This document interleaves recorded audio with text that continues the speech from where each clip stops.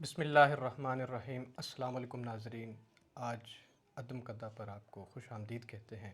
آج ہم جن شخصیت سے بات کرنے جا رہے ہیں وہ نوجوانوں کی پورے پاکستان میں نمائندگی کرتے ہیں، بطور شاعر، بطور عالم، بطور دانشور۔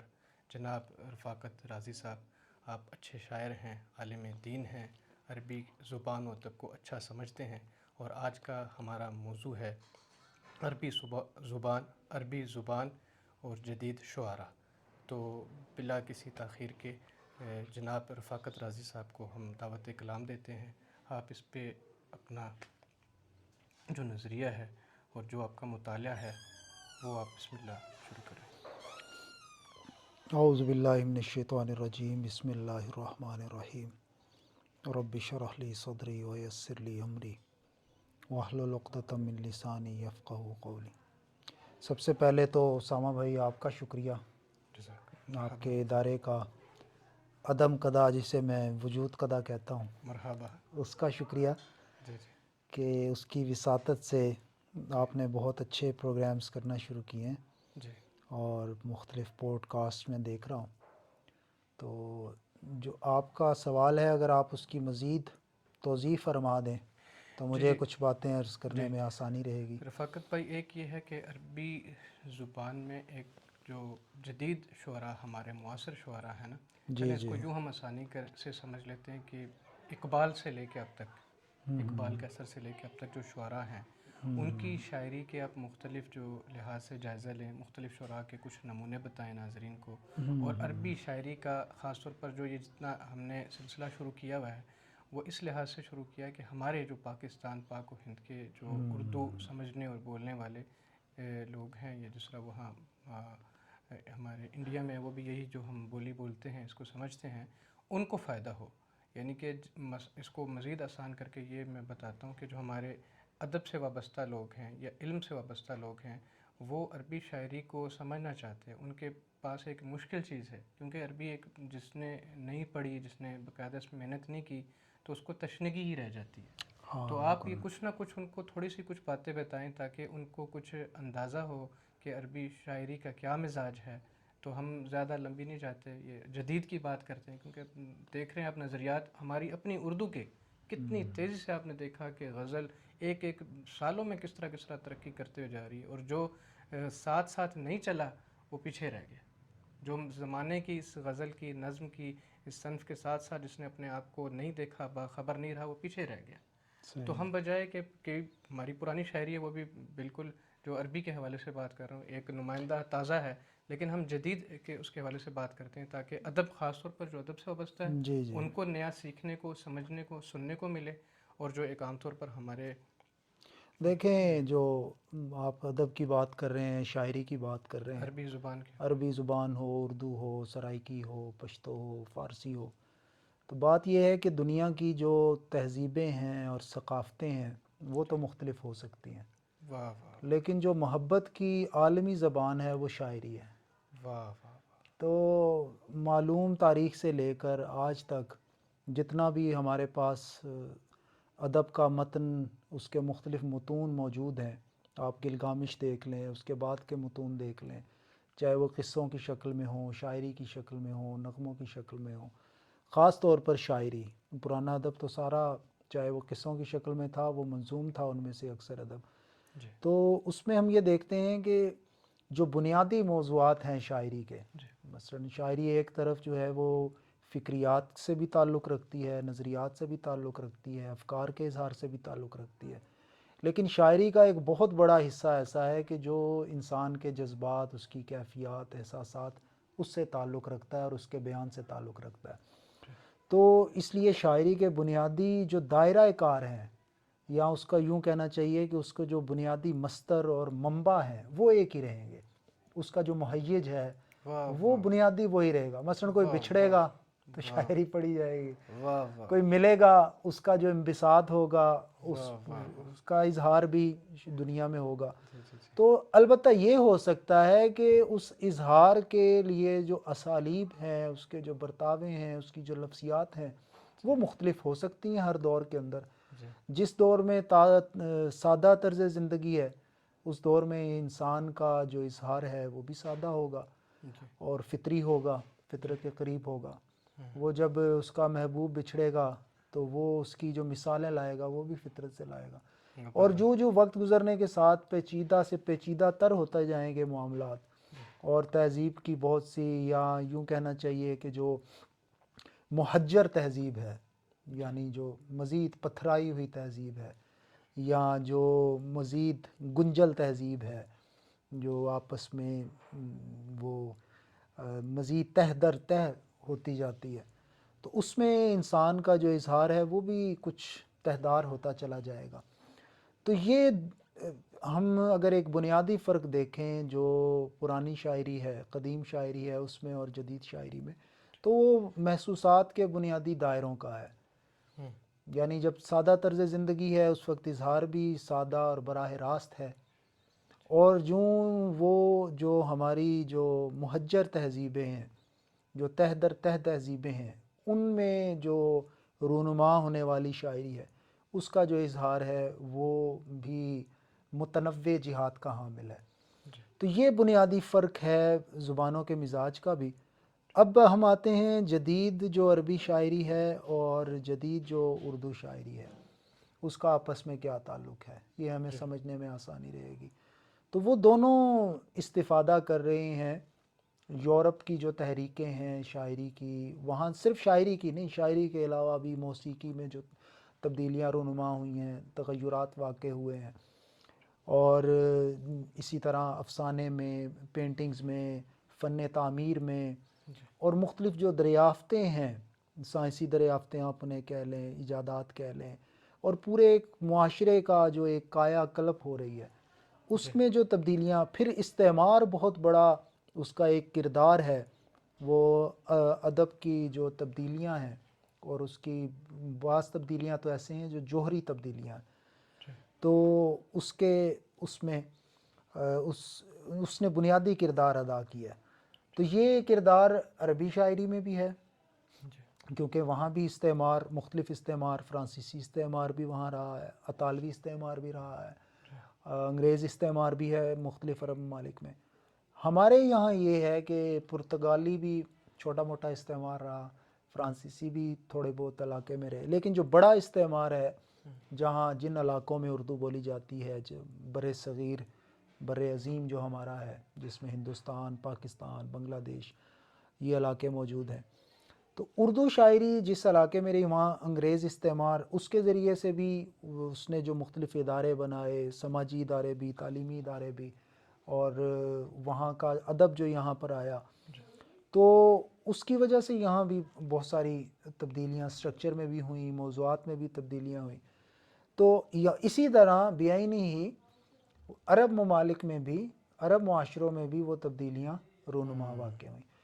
تو چونکہ ایک ہمارا تعلق ان کے ساتھ ایک مذہبی تعلق بھی ہے، ہمارا ایک تہذیبی تعلق بھی عرب معاشرت کے ساتھ ہے، اور وہاں استعمار کے بھی، پھر یہ ہے کہ جو پسے ہوئے لوگ تھے، جن لوگوں کو غلام بنانے کی کوشش کر رہا تھا استعمار، ان کی جو مزاحمت تھی، تو یہ کچھ ہمارے ایسے مشترکہ موضوعات ہیں، رجحانات ہیں، احساسات ہیں، کیفیات ہیں، اور پھر جو ایک صنعتی انقلاب جو ویسٹ میں آیا، اور پھر جو مفتوحہ اور مقبوضہ علاقے تھے اس میں بھی جو رونما ہوا، تو اس کے بھی اثرات دونوں ہی معاشروں میں موجود ہیں۔ تو یہ کچھ مشترکات ہیں ہمارے، البتہ کچھ ایسی چیزیں ہیں کہ جو امتیازات بھی ہیں۔ تو یہ دونوں معاشروں میں آپس میں جو ایک ثقافتی تبادلہ، علمی تبادلہ ہے، وہ ہمیں نظر آتا ہے، ابتدا سے ہی نظر آتا ہے، اسلام کی آمد سے پہلے بھی ان دونوں علاقوں میں، ان دونوں خطوں میں، اور ان کی زبانوں میں، ثقافت میں کہانیاں ایک طرف سے دوسری طرف منتقل ہوتی تھیں، اور اسی طرح شاعری کے بھی بہت سارے خیالات، لیکن ان کی تعداد، ان کی جو رفتار ہوتی تھی یا تعداد ہوتی تھی وہ بہت ہی کم ہوتی تھی، اور بہت آہستہ رفتار میں وہ وہاں ایک دوسری زبان میں ایک ادب کے اثرات منتقل ہوتے تھے، شاعری میں منتقل ہوتے تھے۔ لیکن جدید دور میں وہ تیزی کے ساتھ منتقل ہونا شروع ہوئے، اور دونوں طرف کے جو ادباء ہیں، شعراء ہیں، علماء ہیں، فلسفے سے مختلف جو سماجی علوم سے تعلق رکھنے والے ہیں، ان کا ہمیشہ یہ دلچسپی رہی کہ دوسری زبان میں کیا لکھا جائے، عربی زبان میں کیا لکھا جا رہا ہے. پھر عربوں کو بھی یہ دلچسپی رہی کہ اردو میں یا ہندوستان پاکستان کی مقامی زبانوں میں کیا لکھا جا رہا ہے. کیا مثال کے طور پر ہم یہ دیکھتے ہیں کہ ہمارے یہاں بھی عربی زبان، جس طرح دینی خدمات ہمارے یہاں موجود ہیں، جیسے قرآن، حدیث، تفسیر، فقہ، اصول فقہ، علم کلام، یہ تو ایک بہت بڑی تعداد ہے. مثلا اگر ہم یہ کہیں کہ بہت بڑا حصہ جو دینیات کا اور اسلامیات کا کی خدمت کی گئی ہے وہ بر صغیر میں ہے. مثلا علم حدیث کی ایک بہت بڑی یہاں خدمت کی، لیکن اس بڑی تعداد میں ہم یہ دیکھتے ہیں کہ یہاں پر عربی زبان و ادب کا وہ معیار نہیں ہو سکا. انفرادی مثالیں تو ہمیں مل جاتی ہیں، یعنی اور وہ بھی بہت بڑی تعداد میں ہیں. یعنی کہ آپ یہ کہہ رہے ہیں کہ جیسے علمی دینی سطح پر تبادلہ وہ ہوا، تو خدمت ہوا، بڑا ہوا، مطلب اس طرح وہ یہ ادبی دیکھیں سطح نا، پر نہیں ہو آپ سکا. آپ کوئی بھی آپ تفاسیر اٹھا کے دیکھیں، بالکل بالکل بہت بڑی تفاسیر یہاں ہمارے لکھی گئی ہیں. بالکل. اچھا اگر آپ یہاں دیکھیں تفسیر سے بھی زیادہ علم حدیث کا آپ دیکھیں، بہت ایک دور تو ایسا خیر ابتدا میں گزرا کہ جس میں یہاں پر کوئی اس طرح سے علم حدیث کی طرف توجہ نہیں کی گئی ابتدائی دور میں. اس کی مختلف وجوہات ہو سکتی ہیں، لیکن پھر شاہ عبدالحق محدث وہ انفرادی طور پر موجود تھے سندھ کے اندر، جو علامہ ہاشم سندھی ہیں یا دیگر علماء ہیں سندھ میں. لیکن اس کے بعد جب شاہ عبدالحق محدث دہلوی رحمہ اللہ تعالیٰ، اس کے بعد یا جو بھی مختلف بہت بڑی خدمت یہاں ہمارے کی گئی. پھر اس طرح کنز العمال جیسی کتاب یہاں لکھی گئی. پھر اس کے بعد تو یہاں، اور خاص طور پر حضرت شاہ ولی اللہ رحمہ اللہ تعالیٰ کے بعد تو ایک علم الحدیث کی ایک بہار ہے، اور وہ آج تک چلی آ رہی ہے. اور بلا مبالغہ 20 ایسی کتابیں لکھی گئیں جو کئی مجلدات پر مشتمل ہیں حدیث کی. پھر جو فقہ الحدیث ہے اس پر ہمارے یہاں بڑا کام ہوا، علم الحدیث پر، جرح و تعدیل پر. لیکن میں یہ اچھا اسی طرح ہمارے یہاں کلام، علم کلام پر ایک بہت بڑی روایت موجود ہے، خیر آبادیوں کی، فرنگی محلیوں کی اور دیگر علماء کی ہمارے یہاں موجود ہے. لیکن ہم یہ دیکھتے ہیں کہ اچھا اس طرح فقہ کی بھی ہے، اصول فقہ کی بھی بہت وہ موجود ہے، لغات کی بھی. لیکن میں یہ کہنا چاہ رہا ہوں کہ جتنی بڑی تعداد میں یہ حصہ موجود ہے، عربی زبان و ادب، زبان کے حوالے سے بھی، صرف و نحو کے حوالے سے بڑا یہاں کام ہوا سارا کچھ، اگرچہ اس کا اسلوب اپنا رہا، یہاں کچھ اور انداز سے تھا، لیکن بہرحال وہ موجود ہے. اچھا لغت بہت بڑا یہاں پر، جو حسن الساغانی ہیں وہ لاہور کے تھے، جو اللباب الزاخر واللباب الزاخر واللباب الفاخر، جو یہ لسان العرب سے پہلے کی کتاب ہے، 8 جلدوں پر مشتمل ہے، لاہور سے، اگرچہ وہ زیادہ عراق میں رہے. انہوں نے لکھا، کب چھپی کوئی اندازہ اس کا؟ یہ ابن منظور افریقی سے پہلے کے ہیں. مطلب جو پہلا بڑا عربی کا لغت ہے جس کو کہا جاتا ہے، جو وہ ظاہری بات ہے اس کو پہلے تداول حاصل ہو گیا. اس کو یہ اس طرح نہیں چھپی، مخطوطات کی شکل میں رہی. تو جسے پیر محمد حسن صاحب نے یہاں ایڈٹ کیا، عراق کے بھی کچھ علماء نے ایڈٹ کیا. تو لیکن یہ اس سے پہلے کا لغت ہے اور بہت مستند لغت ہے. جو پہلا ضخیم لغت ہے عربی زبان کا وہ یہ ہے، اور وہ یہاں کے رہنے والے نے، اگرچہ وہ ظاہری بات ہے ان کے براٹ اپ وہاں ہوا عراق وغیرہ میں اور باقی، لیکن ان کا یہاں تعلق تھا، دوبارہ بھی یہاں آئے. یہ سارے علوم میں تو بہت بڑا ایک موجود ہے، زبان میں بھی اور دینیات میں بھی، اسلامیات.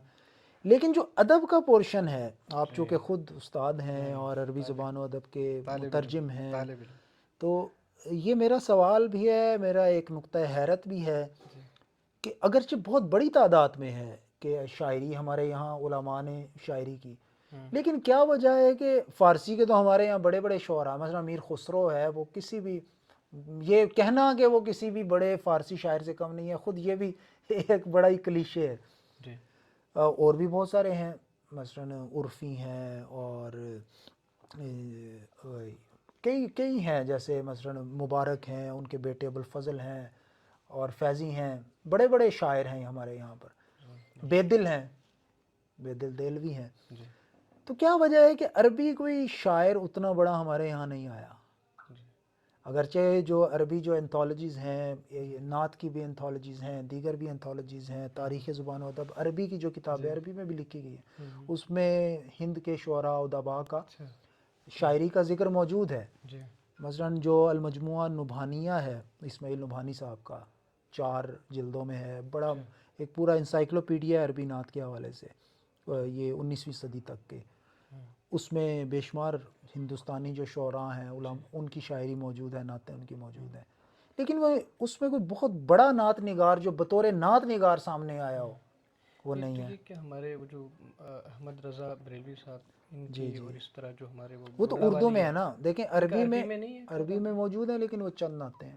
چند آتے ہیں. جی مولانا الطاف حسین علی کی ہیں، وہ چند نعتیں ہیں. جی اسی طرح کچھ عربی 2-4 مولانا شبلی نعمانی کی ہوں گی. جی اس سے پہلے علماء کی نعتیں موجود ہیں، مثلا مولانا عمر شاہ کشمیری رحمۃ اللہ تعالیٰ کی ہے. اچھا اس سے پہلے علماء کی ہیں. جو فاقد بھائی تخلیقی ادب ہے نا، جی تخلیقی ادب ہمیں اس بڑی تعداد میں، وہ یہ نہیں ہے کہ عربی زبان و ادب سے واقف نہیں تھے، وہ بالکل واقف تھے.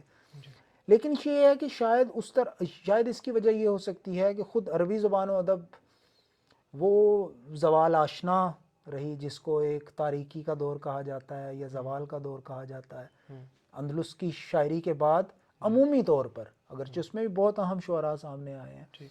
تو اچھا رفاقت بھائی، اس طرح نا کہ اب اقبال کا اور شوقی کو آپ کیسے دیکھ رہے ہیں؟ میں اسی کی طرف آ رہا تھا. یہ ہاں تمہید بہت بڑی لمبی ہو گئی. خیر جی اس کے بغیر شاید جو میں اب بات کرنے لگا ہوں اس کا سمجھنا شاید جی. اور ساتھ ایک یہ، ویسے میں نے روایت کو تو جو عربی کے شعراء ہیں ہمارے پاک و ہند کے، اس کا تو اتنا علم اس طرح مستحضر نہیں ہے، لیکن ابھی ہمارے کئی نئے جو نوجوان ہیں میں بڑی اسی کی طرف کوششیں آ کر رہا رہے ہوں ہیں. میں مثلا اسی اس کی میں طرف آ رہا ایک ہوں. تو آپ خود ہیں، جی تو ظاہر عربی میں نہیں، میں آپ تو خود بھی طالب آپ کی علم ایک ہے، وہ ظاہر کوشش ہے، آپ کے ترجمے ہیں کہ ماشاء اللہ ہم نے خود دیکھ کے خود ایک وہ راہ پکڑی، کوشش کی اپنی سی. اور دوسرا یہ کہ ہمارے جو وہ لاہور والے ڈاکٹر خورشید رضوی خورشید رضوی صاحب صاحب، دیکھیں نا وہ دوست ہیں. عالمی سطح پر جب مشاعرے ہوتے ہیں عربی کے، ہمارے خورشید رضوی صاحب کو بلائے جاتے ہیں. اور ایک وہ ہمارا لڑکا ایک جو سعید سعید الپاکستانی ہیں. الپاکستانی ہے. جی جی، اسی طرح اب کئی لوگ کئی ہیں جمع ہو رہے ہمارے ہیں، جو بھی کئی دوست لوگ ہو ہیں. رہے ہیں کہ وہ فیض اللہ فانی صاحب ہیں. فاضل صاحب ہیں. دیکھیں اب یہ میری جی جی، مجھے خود کون اسامہ نہیں جمشید نہیں نہیں صاحب ہیں. میں طالب علم ہی ہوں. جی تو جی. ایک کوشش ہو رہی ہے یہاں بھی ہمارے پاکستان میں عربی شاعری نہیں، لکھنے میں کا یہ جو رجحان ہو رہا بات ہے. عرض کر رہا ٹھیک تھا ہے، نا، جو پہلے لوگ علماء ہیں نا، وہ تخلیقی اس پہ نہیں آتے تھے، نہیں یعنی وہ کہ آیا نعت گوئی. 19ویں صدی میں ایک رجحان تبدیل ہوا ہے. مثلاً مولانا عبداللہ ٹونکی جیسے لوگ، جی اور اسی طرح جو مولانا شبلی نعمانی کا بہت بڑا کردار ہے.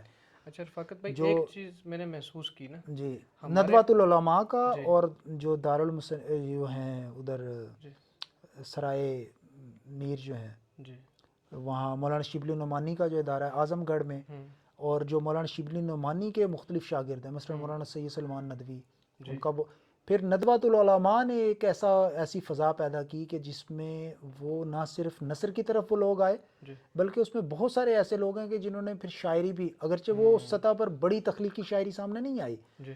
لیکن ایک فضا وہاں بہرحال پیدا ہو گئی. اچھا رفاقت بھائی، ایک میں نے یہ محسوس کی بات، اس پہ آپ ماشاء اللہ چونکہ خود ایک عالم دین بھی ہیں، اس میں آپ زیادہ اچھا تبصرہ کر سکتے ہیں کہ ناظرین، ہمارے ہاں جو عربی کے زیادہ جاننے والے لوگ ہیں وہ بیک وقت عالم دین بھی ہیں، یعنی کہ دین کو اچھا سمجھ رہے ہیں، دین کو انہوں نے اچھا، ان کا مطالعہ ہے. تو شاعری چونکہ غزل ہے، اس پہ ایک سوال اٹھتے ہیں، تو ایک آپ کی شخصیت چیلنج ہوتی ہے. ہمارے کئی علماء ہیں جنہوں نے عربی میں شاعری کی ہے. مثلا جی میں جی ایک دو نام لیتا ہوں. ہمارے محمود احمد غازی صاحب، پروفیسر ڈاکٹر جی محمود جی احمد جی غازی صاحب، جی جی جو جی ہماری اسلام یونیورسٹی کے پریزیڈنٹ بھی رہے اور وزیر جی جی، مذہبی بڑے امور وہ بھی تو رہے. اسکالر. تو ان کے حوالے سے کچھ لوگ بتاتے ہیں کہ وہ عربی میں شاعری کرتے تھے، وہ منظر عام پر نہیں لا سکے. اسی طرح کئی، مجھے یقین ہے ابھی بس کئی وہ لوگ اگرچہ وہ شاعری. بہت بڑے حنفی تھے، لیکن اس معاملے میں وہ حضرت امام شافعی رحمۃ اللہ تعالیٰ کے مقلد تھے.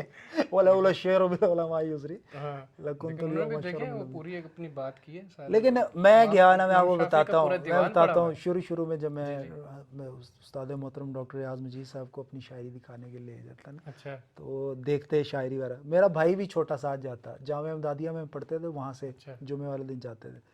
تو مجھے کہتے کہ یہ نہیں شاعری کرتے. تو اچھا وہ کہتے سر بس مجھے دلچسپی ہے. چھوٹا بھائی میرا اچھا مولانا خرم سے تھا. تو ریاض صاحب کہتے ہیں بھائی یہ نہیں ہوتا کہ شاعری سے دلچسپی ہو، اور شاعری کرتے ہیں یا نہیں، کیونکہ وہ کہتے ہیں عشق مشق جی اور شاعری یہ کبھی بھی نہیں چھپتے. پیار ہوتا ہے تو ہوتا ہے، یہ دیکھیں ہوتا نا ہی نہیں. جس طرح یہ ساری جو فضا ہے نا یہ پیدا ہوئی، اور چونکہ پہلے انٹریکشن اس طرح کتابوں کے ذریعے سے تو تھا، علماء کے ذریعے سے بھی تھا، لیکن جس طرح یہاں فارسی کا ایک پوری فضا تھی، ماحول تھا، مقامی زبانوں کی شاعری کا ماحول تھا، وہ عربی کا ہمارے یہاں کبھی بھی پیدا نہیں ہو سکا تھا کہ پوری ایک فضا پیدا ہو جس میں اگرچہ اس میں بڑے بڑے اچھے اچھے بھی جزوی طور پر جن لوگوں کی شاعری موجود ہے ان میں پوری تخلیقی جو جوہر، تخلیقی جوہر ہیں وہ موجود ہیں، عناصر اس میں موجود ہیں، ان کو پیش کیا جا سکتا ہے پورے اعتماد کے ساتھ. لیکن ایک کسی عالم کا شاعری کرنا وہ ایک علیحدہ چیز ہے، اور اس کا پورا شاعر ہونا، کیونکہ شاعری کو پورا آپ وقف کرنا پڑتا ہے اپنے آپ کو. یہ نہیں ہے کہ آپ یہ بھی کریں یہ بھی کریں، یہ نہیں ہو سکتا. جز وقتی کام نہیں ہے، کل وقتی کام ہے. لیکن ندوۃ العلماء، پھر اس کے بعد دارالعلوم دیوبند کی بھی ایک بڑی اہم اس کے جو عربی رسالہ ہے القاسم، اس کا نام تھا کیا ہے وہ بھی میرے ذہن میں نہیں ہے، القاسم ہے یا دوسرا رسالہ ہے. تو اسی طرح البیان ایک عربی رسالہ ہمارے یہاں نکلا اس دور میں، اس کا بہت بڑا کنٹریبیوشن ہے. پھر جو سب بہت بڑا کنٹریبیوشن ہے یہ جو لوگ ہیں ڈپٹی نذیر احمد جو اردو کے بہت بڑے ادیب ہیں اور ناول نگار ہیں، یہ عربی کے بہت بڑے عالم تھے. یہ ان کا پہلو جو ہے یہ اوجھل رہ گیا ہے. یہ استاد ہیں علامہ عبدالعزیز میمنی رحمہ اللہ تعالیٰ کے بھی. اور علامہ عبدالعزیز میمنی کون ہیں؟ وہ علامہ عبدالعزیز میمنی ہیں. جو انہیں نہیں جانتا جو انہیں نہیں جانتا اس کو چاہیے کہ اپنے عربی کے ذوق پر غور کرے. لیکن وہ بہت بڑے عالم تھے، ان کا مخطوطات کی طرف اور جو ہمارا تراث ہے اس پہ ان کا، لیکن انہوں نے بھی شاعری کی، اور وہ بھی عربی زبان و ادب کے بہت بڑے ان کی دسترس تھی. اس کے بعد ایک پوری فضا ہمارے یہاں پر قائم ہو گئی، اور پھر پاکستان بننے کے بعد تینوں جو ہمارے ممالک ہیں جس میں افغانستان بھی شامل ہے، دیگر ممالک بھی، ایک پوری فضا ہمارے یہاں پر. پھر ہمارے یہاں ایسی یونیورسٹیاں، ادارے، دارالعلوم کراچی، جامعہ ابی بکر، انٹرنیشنل اسلامک یونیورسٹی، اس سے پہلے جامعہ اسلامیہ بہاولپور، اس کے اندر ایک پوری، پھر جامعہ پنجاب لاہور پنجاب کا ایک بہت بڑا کنٹریبیوشن ہے، پھر نمل یونیورسٹی. یہ ہمارے یہاں پورا ایک جو ہمارے یہاں کے پھر ادارے ہیں مختلف اداروں کے اندر عربی زبان. پھر یہ ہے کہ جو جدید ٹولز آئے ہیں اس کے ذریعے سے بھی بہت سی آسانی ہو گئی. خود آپ کو معلوم ہے کہ جب پہلے عربی شاعری پڑھنی ہوتی تھی پہلے تو ملتی نہیں. پھر یہ ہے کہ آپ کہیں انٹرنیشنل اسلامک یونیورسٹی جائیں یا کسی ایک ایسی جگہ جائیں جہاں سے آپ کو کوئی عربی. پھر یہ ہے کہ انتخاب کے اچھا شاعر کون ہے کون سا نہیں ہے، تو اور یہاں کوئی عربی رسالہ پڑھنا ہے، کرنا ہے، پوچھنا ہے، کوئی گیت سننے ہیں یا آپ کو کوئی شاعری سننی ہے، وہ ایک پورا مرحلہ تھا. تو یہ جدید جو ہمارے یہاں پر اب سوشل میڈیا آ گیا، چینلز آنا شروع ہو گئے، اس کے ذریعے سے بہت سی آسانی ہو گئی. اچھا میں نے شروع میں یہ عرض کیا تھا کہ یہ دونوں طرف یہ ایک لپک رہی کہ یہ دیکھا جائے کہ دوسرے لوگ کیا لکھ رہے ہیں، عرب کیا لکھ رہے ہیں، اور وہ ایک وجہ تو دینی بھی تھی اور سماجی اور تحریکی بھی تھی، اور دوسری وجہ پیور ادبی بھی تھی. دینی سماجی، مثال کے طور پر علامہ اقبال کی شاعری، علامہ ان کی زندگی ہی میں وہ عربی میں منتقل ہونا شروع ہو گئی. مثلاً مولوی محمد شفیع، نہیں حدیث الروح تو بعد میں ہے نا، صابی شاہ لانوارہ اور ڈاکٹر عبدالوہاب، وہ بعد کی بات ہے، وہ تو 1960 کے بعد کی بات ہے. تو وہ جو ڈاکٹر عبدالوہاب عزام تھے وہ یہاں سفیر بھی رہے، اور ان کا بہت بڑا کنٹریبیوشن ہے. مثلاً انہیں اس وقت ہم خراج تحسین اگر پیش کریں، مطلب یہ استاد ہیں. اس وقت ظاہری بات ہے جو دارالحکومت تھا وہ کراچی تھا، اور کراچی میں بہت بڑے بڑے مدارس، تو مدارس کے اندر جو عربی زبان و ادب مکمل، جس میں تکلم اور لکھنا پڑھنا بطور زندہ زبان، اس سے پہلے ظاہری بات ہے کتابی زبان کی حد تک تو ہمارے یہاں لکھی پڑھی جائے، مکمل زندہ زبان، یہ ان کا بہت بڑا کنٹریبیوشن ہے کہ انہیں علماء کے لیے شارٹ کورسز تیار کیے، انہیں پڑھایا، جس میں یہ طریقہ الاسریہ وغیرہ، اور اس سے انہوں نے یہ کتابیں سامنے آئیں. تو جس میں حضرت مولانا تقی عثمانی صاحب نے بھی لکھا نا اپنی آبیتی میں کہ انہوں نے پڑھا، وہاں جاتے تھے. تو یہ ان لوگوں نے وہ کیا، جس میں علامہ حضرت ڈاکٹر عبدالرزاق اسکندر صاحب، یہ سارے لوگ جو ہیں انہوں نے ان کا بھی بہت بڑا کنٹریبیوشن ہے عربی زبان و ادب کے لیے. جی جی تو یہ ایک پوری فضا وہاں ہمارے یہاں پیدا ہوئی. جی ہاں میں یہ کہہ رہا تھا کہ تحریکی بنیادوں پر اور دینی، علامہ اقبال کی شاعری وہ اسی دور کے اندر وہاں ہونا شروع ہو گئی. ہمارے یہاں اور لوگوں کی شاعری بھی وہاں کچھ نہ کچھ ترجمہ ہونا شروع ہو گئی تھی. خود وہاں کی جو جدید شاعری ہے وہ جیسے احمد شوقی ہیں، ان کی شاعری بھی ہمارے یہاں ترجمہ ہونا شروع ہوئی، اور جو مختلف شعراء ہیں ان کی بھی ہوتی رہی. اور پھر جدید دور کے اندر انگریزی کے ذریعے سے ہمارے یہاں بہت سارے لوگوں نے جو وہاں کے بنیادی شعراء ہیں ان کو یہاں پر ہمارے ترجمہ کیا. اس میں ایک بہت بڑا کنٹریبیوشن ہے جو قضیہ فلسطین ہے. قضیہ فلسطین کی وجہ سے ایک تو ہمارا بر صغیر کا ہمیشہ ہی تعلق پوری امت مسلمہ کے ساتھ رہا. اگر امت مسلمہ کے باقی حصوں کا آپس میں رابطہ کٹ بھی گیا ہو تو جو بر صغیر کے مسلمان ہیں ان کا الحمدللہ رابطہ جو ہے وہ باقی دنیا کے مسلمانوں سے نہیں کٹا. ان کے وہی جو مولانا ظفر علی خان نے کہا تھا کہ اخوت اس کو کہتے ہیں چبھے کانٹا جو کابل میں تو ہندوستان کا ہر پیر و جواں بے تاب ہو جائے. تو یہ ہمارے یہاں پر الحمدللہ یہ رہا ہے کہ کہیں بھی دنیا کا سارے جہاں کا درد ہمارے جگر میں ہے. تو یہ الحمدللہ اس کے بہت سارے فائدے ہیں. اس کا ایک فائدہ یہ ہوا کہ ہمارے یہاں ایک یہ لپک للک یہ ایک رہی، یہ ارج ہمارے اندر رہی کہ ہم یہ دیکھیں کہ باقی زبانوں کے اندر کیا ادب کیا پروڈیوس ہو رہا ہے. اچھا پھر جدید دور میں ہمارے یہاں کے بھی تقریباً ہر اہم افسانہ نگار، اس کا اہم کام، ہر اہم ناول نگار، اس کے بارے میں تعارف اور شاعر، اس کا بہت سارا حصہ ترجمہ ہو چکا ہے. مثلا غالب کے تراجم موجود ہیں، علامہ اقبال کے تو آپ کو معلوم ہی ہے دسیوں تراجم موجود ہیں، مکمل بھی ہیں، کئی تراجم ہیں. اور اسی طرح ہمارے یہاں جو جدید شعراء ہیں، الحالی کی بھی بہت ساری چیزیں، مسدس حالی بھی عربی میں مترجم ہے.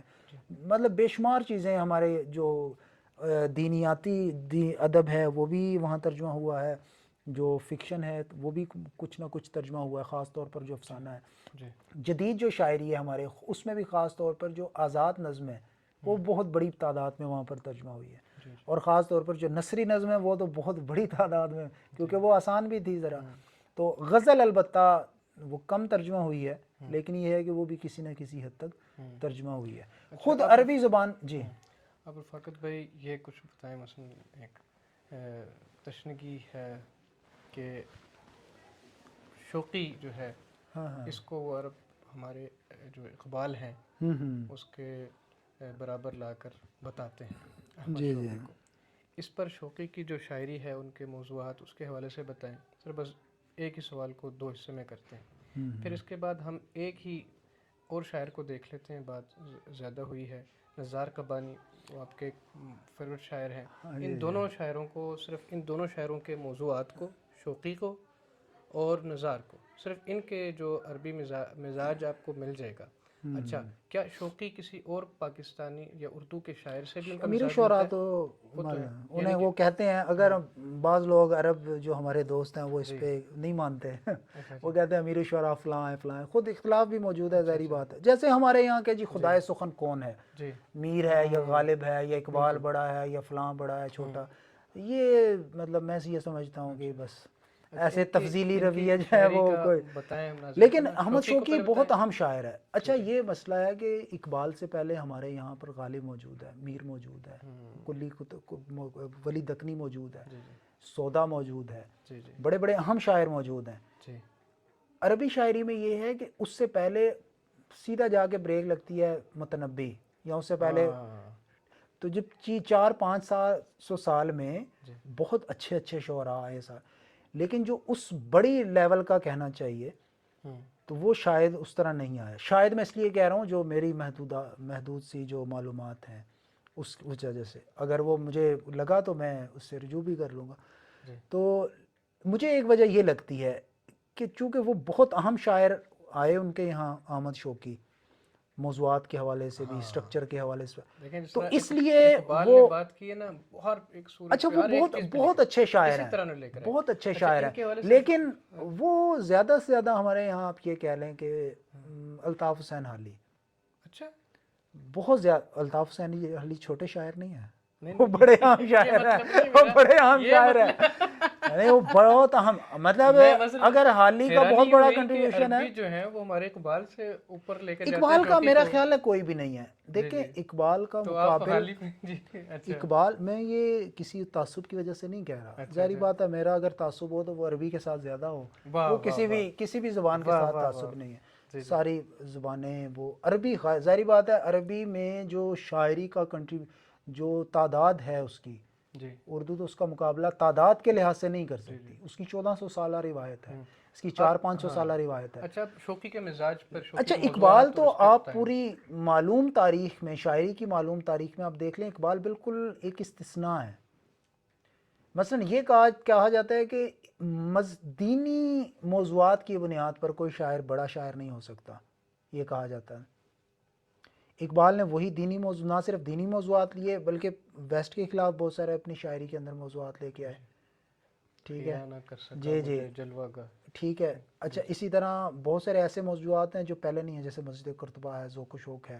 یعنی ایک علامت کے ذریعے سے, ایک فن تعمیر کی علامت کے ذریعے سے نہ صرف یہ ہے کہ ماضی کی بازیافت کی طرف جا رہے ہیں بلکہ یہ اس کی بنیاد پر اثر نو ایک جو تعمیر ملت ہے اس کی طرف بھی دعوت دے رہے ہیں. تو علامت کے طور پر اچھا بھائی اب مثلا یہ سمجھ آ رہی ہے کہ ہمارے عربی کے جو شعراء ہیں وہ شوقی ہیں, جو احمد شوقی, اس کے حوالے سے دیکھیں بہت سارے موضوعات مشترک تو ہیں. مثلا ہمارے ایک دوست ہیں شاہد آزاد صاحب ہیں چکوال کے, انہوں نے انگریزی میں ایک تقابل کیا. احمد شوقی کی نظم بھی ہے مسجد قرطبہ پر, اچھا, اور اقبال کی بھی ہے. واہ واہ دیکھیں تو بہت اچھا خوبصورت بہت خوبصورت وہ ہے. باتیں تو بہت ہیں, کبھی 4 برس کے بعد ملے ہیں 4 پہر کی رات تو ہو. واہ واہ یہ بات ہوئی نا, شروع اب ہوا ہے ناظرین, اب سے ہمارا کاؤنٹ کیا جائے. بات شروع ہو گئی ڈاکٹر صاحب, بات شروع ہو گئی ہے, اب شروع ہوئی ہے.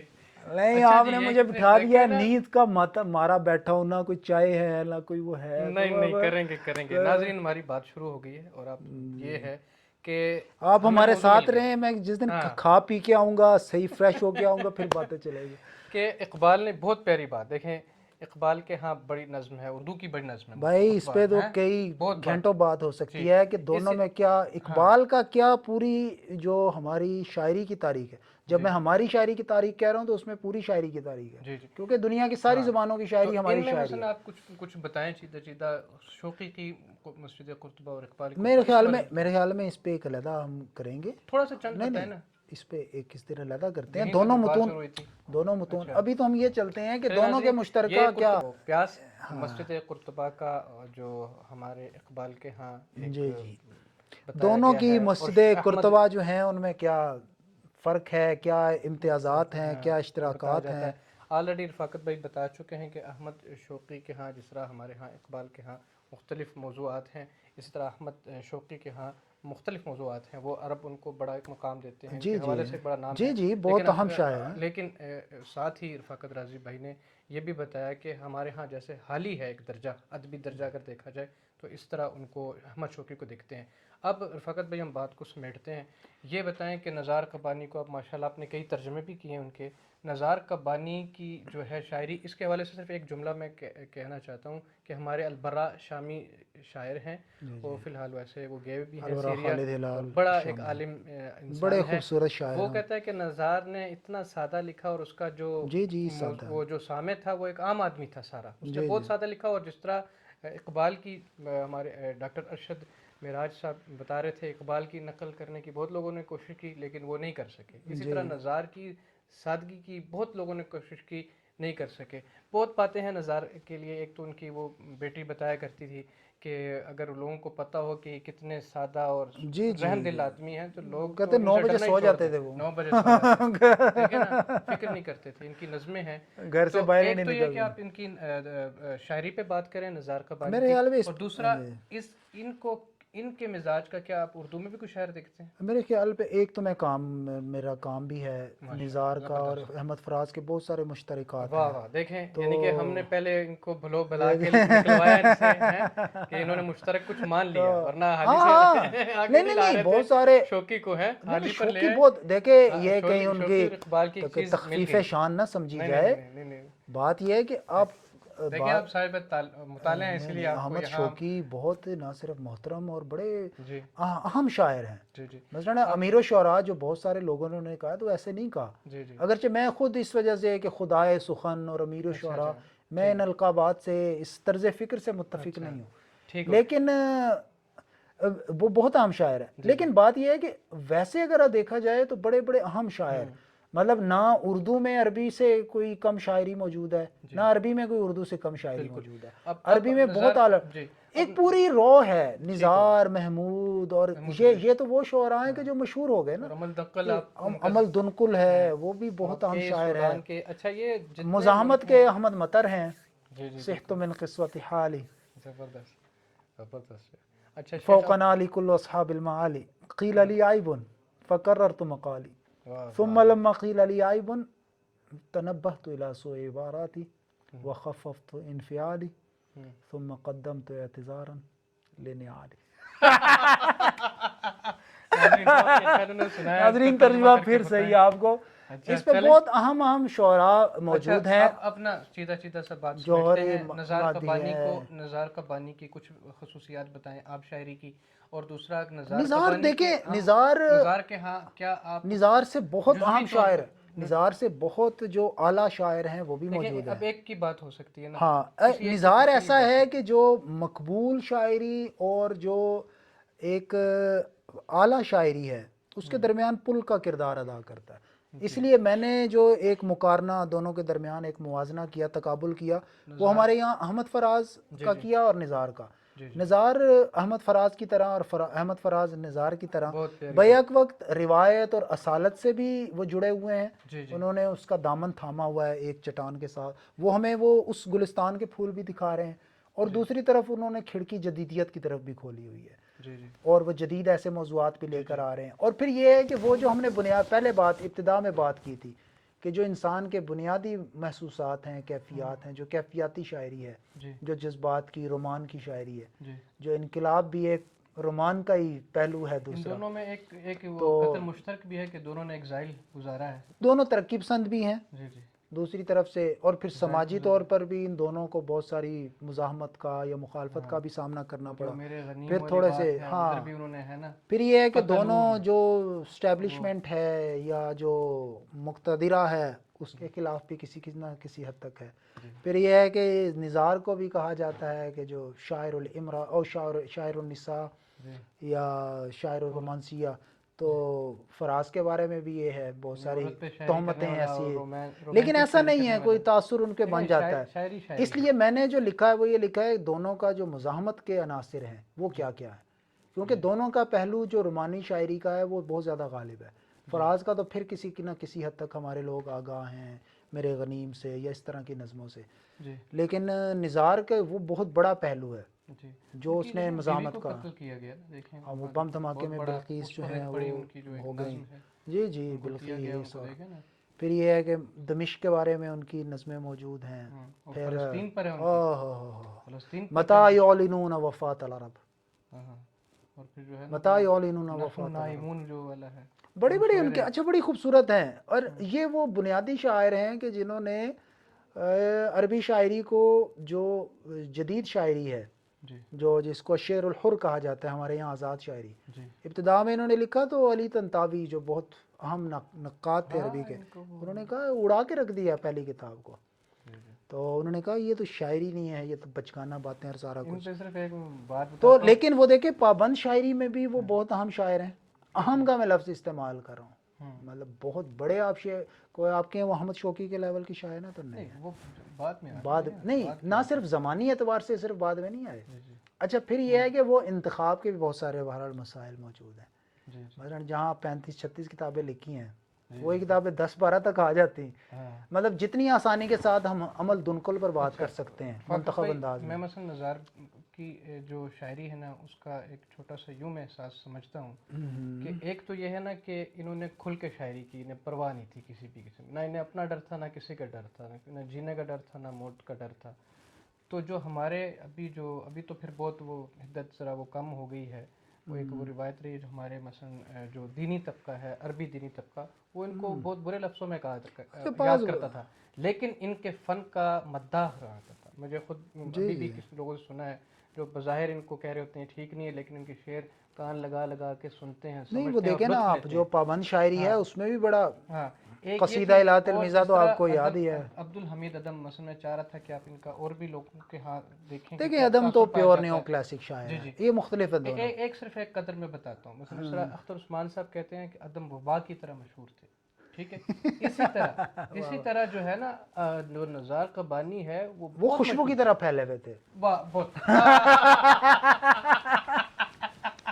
اچھی بات کی، اچھی بات کی، واہ وہ خوشبو کی طرح، لیکن بعض اوقات یہ ہوتا ہے کہ وہ اتنی تیز خوشبو ہو جاتی تھی کہ وہ پھر نتنے جو ہیں وہ اس سے ہونا دیکھیں چاہیے۔ وہ نتنے دیکھیں اچھا بعض جگہ پر خاص لوگوں کو چھپتے تھے، نہیں باقی اچھا دیکھیں کچھ اچھا یہاں ہم دیکھیں نا جب ان کا جنازہ آیا کس کس نزار کی زبان قبانی کا، روکنے جاؤں تیری خاطر، کس کس کی تباہی میں تیرا ہاتھ نہیں ہے۔ واہ تو واہ، بات یہ ہے کہ بعض اوقات کچھ چیزیں ہمارے کچھ شاعر ادیب وہ ایسی رکھ دیتے ہیں کہ جن پہ واقعتاً ہاتھ رکھا جا سکتا ہے، تو ان کی شاعری میں بھی بعض چیزیں ایسی مل جاتی ہیں، لیکن یہ ہے کہ یقولون ما لا یفعلون، تو وہ شاعروں کو بہرحال وہ درگزر بھی کر دینا چاہیے۔ اور اگر یہ ہے کہ کچھ چیزیں خذ ما صفا و دامہ قدر، یہ بھی کرنا چاہیے، شاعروں کو زیادہ لفٹ بری باتوں میں نہیں کرانی چاہیے، ان کی جو اچھی باتیں ہیں مثلا فلسطین کے بارے میں شاعری ہے یا کچھ جبالیات کی چیزیں ہیں، کچھ خوشبوئیں پھیلانے کی بات ہے، کچھ محبتیں تو یا مزاحمت کی باتیں ہیں، وہ نمایاں کریں نا، غیرت وہ کی لے بات کے کی ہے نا انہوں نے، جی جی مجموعی جو نہیں بڑی معاشرہ ہے اس جی کی جی